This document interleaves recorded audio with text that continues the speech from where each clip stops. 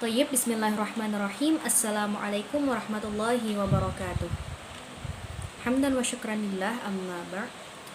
Kami dari kelompok 2 yang beranggotakan saya Munawwarah, Nur Najiati, dan juga Nur Laila Hanifah dan Mansur. Kami akan membahas tentang sintaksis pada mata kuliah Ilmu Lughah pada hari ini. Nah, yang pertama di sini saya akan menjelaskan terlebih dahulu tentang pengertian sintaksis. Apa sih sintaksis itu? Sebagaimana yang sudah dijelaskan pada makalah, bahwasanya sintaksis itu secara etimologi atau secara bahasa bisa kita artikan sebagai menempatkan bersama-sama kata-kata menjadi kelompok kata atau kalimat.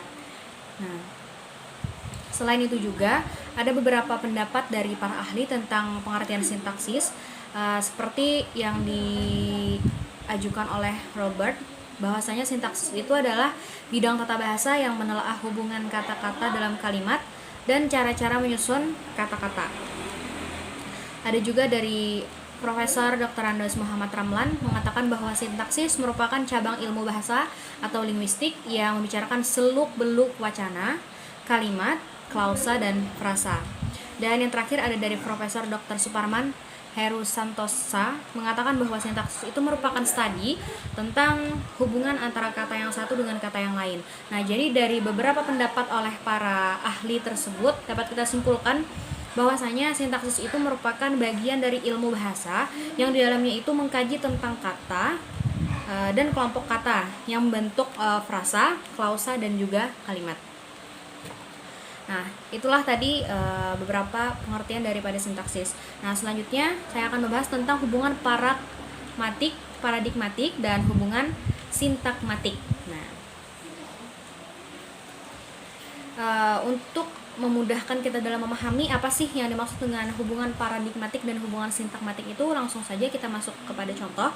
Contoh yang pertama itu adalah kata sebuah kalimat, mereka telah mengirimkan barang itu. Mereka telah mengirimkan barang itu. Nah, kalimat tersebut terbentuk dari unsur-unsur kata mereka, telah, mengirimkan, barang, dan itu. Nah, unsur-unsur itu mempunyai hubungan yang tetap. Nah, kita tidak dapat menempatkan unsur-unsur itu semau kita. Kita tidak pernah mendengar orang mengatakan misalnya, telah mengirimkan itu barang mereka, atau itu mereka barang mengirimkan telah, dan mereka itu barang telah mengirimkan. Nah, kita kan lebih sering mendengarnya mereka telah mengirimkan barang itu. Nah, jadi hubungan yang terdapat antara unsur-unsur kata dalam contoh tadi adalah hubungan yang terdapat dalam tataran kalimat. Nah, hubungan yang terdapat dalam tataran tersebut tertentu tadi, semacam itu lazim disebut dengan hubungan sintakmatik. Hubungan sintakmatik ini diuji dengan cara permutasi, yaitu perubahan urutan satuan-satuan unsur bahasa. Nah, hubungan sintakmatik dapat terjadi pada setiap tataran analisis bahasa. Hubungan sintakmatik menunjukkan hubungan makna dan fungsi antara satuan bahasa sesuai tatarannya. Nah, itu tadi beberapa contoh dari sintakmatik.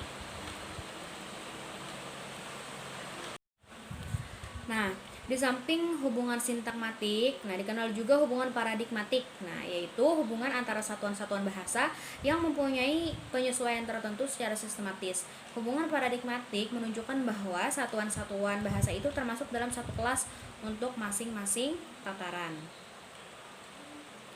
Nah, dengan mempelajari hubungan sintakmatik dan hubungan paradigmatik antara tiap satuan seperti contoh-contoh yang ada di makalah tersebut, nah kita dapat menguji distribusi masing-masing satuan tersebut. Nah, dengan kata lain, kita dapat memberikan tempat hadirnya masing-masing satuan dan juga keseluruhan struktur bahasa yang dianalisis tersebut. Mungkin itu saja penjelasan saya tentang pengertian sintaksis dan juga tentang hubungan paradigmatik dan hubungan sintakmatik. Materi selanjutnya akan disampaikan oleh pemateri selanjutnya. Baik, bismillahirrahmanirrahim. Assalamualaikum warahmatullahi wabarakatuh. Di sini saya akan mencoba melanjutkan menjelaskan mengenai tentang materi kami pada hari ini, yaitu tentang teknik diagram pohon dan juga tentang kaidah transformasi. Yang pertama saya akan menjelaskan mengenai tentang teknik diagram pohon. Untuk teknik diagram pohon di sini ialah teknik yang sering kita gunakan untuk memecahkan sebuah konsep, yang mana konsep tersebut misalnya seperti tujuan, target, proses, dan lain hal sebagainya. Nah, dari target-target tersebut dapat kita pecahkan melalui melalui teknik diagram pohon. Nah, untuk penggunaan teknik diagram pohon tersebut, kita dapat memulainya dari satu item. Nah, dari satu item itu kita dapat cabangkan menjadi beberapa cabang. Misalnya kan, misalnya satu item itu kita ingin cabangkan menjadi 2, 3 maupun 4. Jadi itu bebas, terserah keinginan kalian. Lalu dari cabang-cabang tersebut kita cabangkan kembali menjadi beberapa cabang sampai akhirnya cabang-cabang tersebut terselesaikan atau terpenuhi apa yang ingin kita utarakan dalam teknik diagram pohon tersebut. Sehingga dari yang awal satu item itu menjadilah beberapa cabang dan menjadilah serupa atau seumpamanya pohon yang sesungguhnya. Meskipun tidak menjadi pohon yang seutuhnya, tapi itu ibarat sebuah pohon. Yang mana yang satu item tadi ibarat sebuah batangnya dan cabang-cabang tersebut ibarat sebuah rantingnya. Di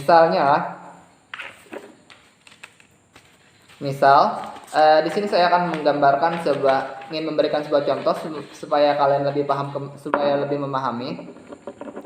Nah, di sini sudah saya buatkan sebuah titik hitam, yang mana titik hitam ini anggapannya sebagai sebuah item. Nah, dari item inilah kita akan cabangkan menjadi 2, misalnya ya.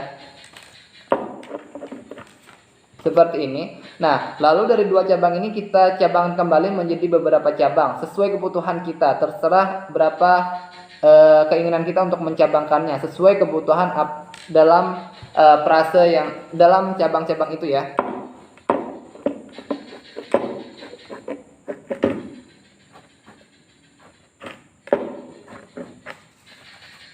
Nah, demikian. Di sini saya cabangkan menjadi 2, lalu anaknya saya cabangkan lagi menjadi 3. Tetapi sebelah sini kebalikannya, yang awalnya 3, bawah anaknya menjadi 2, seperti itu. Mungkin bisa dimengerti ya kan? Untuk teknik diagram pohon ini insya Allah mudah saja. Kawan-kawan bisa mempraktekkan sendiri nantinya. Misalnya kawan-kawan ingin membuat sebuah konsep organisasi, sebuah konsep pembelajaran, dan lain hal sebagainya. Oke, selanjutnya saya akan menjelaskan mengenai tentang kaidah transformasi. Nah, untuk kaidah transformasi di sini untuk secara umumnya ialah suatu bentuk kalimat dari kaidah struktur frase menjadi beberapa kalimat tanpa mengubah makna tersendiri atau makna aslinya, tetapi dengan struktur yang berbeda, yaitu dengan cara menghilangkan atau mengganti atau menata ulang tata atau frase tersebut. Paham kan maksudnya? Jadi di sini kita menata frasenya bukan berarti untuk mengubah maknanya, dan bukan berarti dengan cara menghilangkan beberapa kata tersebut kita dapat menghilangkan atau merubah maknanya, tidak. Misalnya ya, di sini saya akan contohkan yang pertama, misalnya ya, contoh yang pertama Munawarah membeli buku. Nah, yang mana Munawarah di sini sebagai subjek dan bukunya itu sebagai objek. Nah, yang mana kalimat Munawarah membeli buku ini sudah jelas ya kan, kalimat aktif transitif. Nah, lalu untuk contoh yang kedua adalah buku dibeli Munawarah. Nah, yang mana buku di sini itu kebalikannya, yaitu menjadi subjek dan Munawarah menjadi objek. Lalu jadilah kalimat yang buku dibeli Munawarah ini menjadi kalimat pasif intransitif. Nah, dari 2 contoh di sini itu sudah jelaskan perbedaannya. Yang pertama, bedanya itu bukan dari segi makna, tapi dari segi frasenya atau susunan kalimatnya, ya kan? Tidak berubah dari maknanya, tujuannya tetap sama. Pertama, Munawarah membeli buku, buku dibeli Munawarah, itu tetap sama. Penjelasannya itu sama, tidak berbeda, ya kan? Nah, lalu kalau kita lihat dari struktur kalimat tersebut, untuk maknanya tidak berubah, melainkan yang berubah itu hanyalah frasenya, ya kan? Mungkin itu saja yang dapat saya jelaskan pada materi ini. Selebihnya bisa kalian paham sendiri di makalah yang telah kami paparkan. Syukran. Selanjutnya akan dijelaskan oleh rekan kami yaitu Nurlailah Hanifah. Assalamualaikum warahmatullahi wabarakatuh. Perkenalkan, nama saya Nurlailah Hanifah. Di sini saya ingin melanjutkan menjelaskan tentang struktur batin dan struktur lahir. Nah, di sini dapat dijelaskan bahwa struktur batin adalah struktur yang mendasari suatu kalimat atau kelompok kata, sedangkan struktur lahir adalah suatu struktur yang nampak atau jelas atau kelihatan. Perbedaan antara struktur batin dan struktur lahir di sini menurut Chomsky ialah struktur batin adalah susunan abstrak dalam sebuah pemikiran atau ide yang dapat diwakilkan oleh bentuk jelas dalam susunan kalimat. Nah, jadi sebelum kita ucapkan atau sebelum kita keluarkan, otomatis kan kita harus memikirkan dulu ide atau apa yang akan kita sampaikan kepada orang. Nah, lalu nanti kita susun struktur kata atau kalimat yang akan kita sampaikan kepada orang tersebut. Nah, di sini itu berarti kita menyusun bagaimana struktur batinnya. Jadinya kita tuh memikirkan dulu apa yang akan kita jelaskan kepada orang lain atau apa yang akan kita sampaikan, ide apa yang akan kita sampaikan kepada orang lain. Sedangkan struktur lahir adalah fase akhir dari proses pembentukan kaidah dalam membuat kalimat setelah mengaplikasikan kaidah-kaidah transformasi tertentu atas struktur dalamnya. Nah, jadi struktur lahir di sini ialah itu kaidah transformasi yang akan kita ucapkan kepada orang atau bunyi yang akan kita ucapkan kepada orang itu. Nah, jadi maksudnya struktur lahir di sini itu tuh adalah seperti SPOK. Nah, kita tuh pastikan ada atau fiil, fa'il, maf'ul bih kalau dalam bahasa Arabnya. Nah, jadi apa yang akan kita ucapkan kepada orang atau bunyi apa yang akan kita ucapkan kepada orang, nah itu adalah struktur lahir yang dimaksud di sini. Nah, jadi apa sih kaidah transformasi? Jadi kaidah transformasi itu adalah perubahan bentuk kalimat. Nah, jadi kaidah transformasi itu berubahnya suatu bentuk kalimat. Nah, di sini ada contoh. Nah, jadi contoh yang pertama, lelaki tua itu masih dapat bermain tenis. Nah, dapat dipahami cukup dari urutan kata-kata yang terdengar atau terlihat oleh kita. Siapapun yang mendengar kalimat ini akan memberikan interpretasi makna yang sama, yakni adanya seorang laki-laki. Nah, lelaki itu tua. Dia dari dulu sampai sekarang bermain sesuatu dan sesuatu itu adalah tenis. Nah, sedangkan contoh yang kedua, lelaki dan wanita tua itu masih dapat bermain tenis. Nah, kita tidak yakin apakah lelaki itu juga tua atau hanya si wanita saja yang tua. Interpretasi ini muncul karena adjektiva tua dapat berfungsi sebagai pembatas hanya pada nomina wanita saja atau pada frasa lelaki dan wanita. Nah, jadi kata tua di situ apakah hanya wanitanya saja yang tua atau lelakinya juga ikut tua. Nah, seperti itu maksudnya.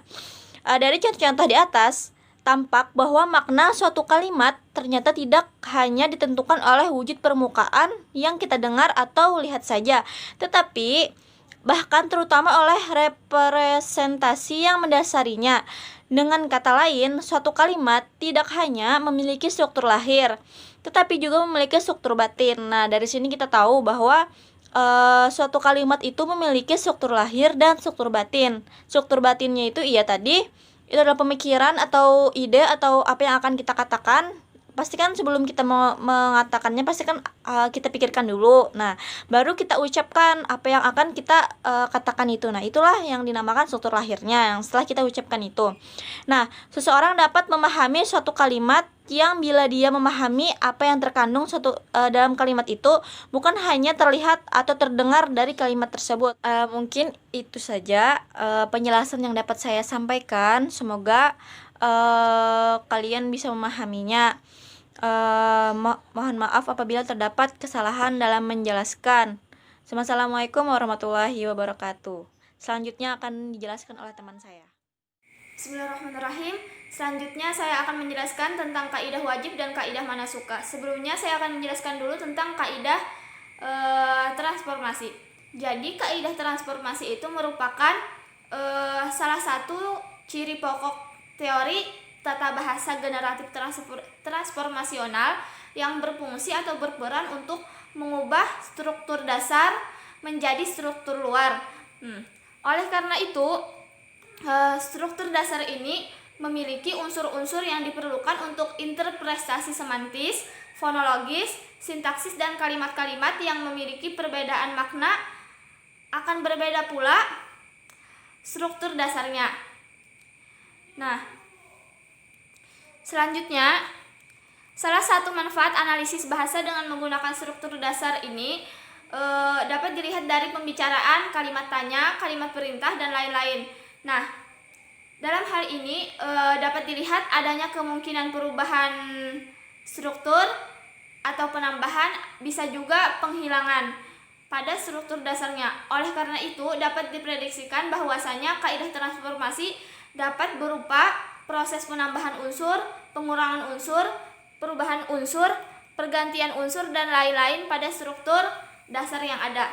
Nah, kaidah transformasi ini terbagi dua, yaitu kaidah wajib atau obligatory. Yang kedua adalah kaidah manasuka atau optionally. Nah, kaidah wajib ini dipergunakan dalam deretan unsur yang deskripsi strukturnya memenuhi syarat. Demikian pula kaidah manasuka. Kaidah manasuka itu adalah kaidah yang tidak wajib atau boleh digunakan sesuai kehendak. Mungkin itu saja yang dapat saya sampaikan. Salah hilap mohon maaf. Wassalamualaikum warahmatullahi wabarakatuh.